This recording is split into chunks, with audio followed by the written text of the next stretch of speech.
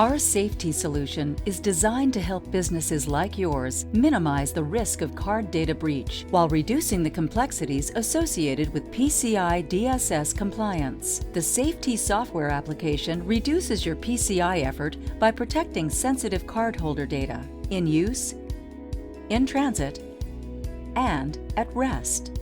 The transaction begins on the terminal, where the cardholder will initiate payment using their desired payment method.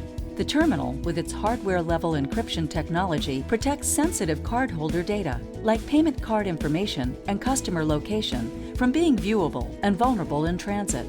The encrypted payment information is sent to our processing network and safely routed to the card issuer for the transaction authorization. The authorization information is then tokenized, and a unique token, instead of the actual card data, is returned back to the terminal.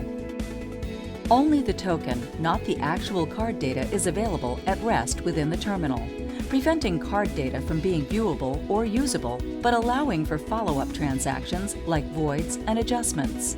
Sensitive payment information is immediately protected upon transaction initiation and is securely routed to the issuer, where it is verified as legitimate before authorization is returned.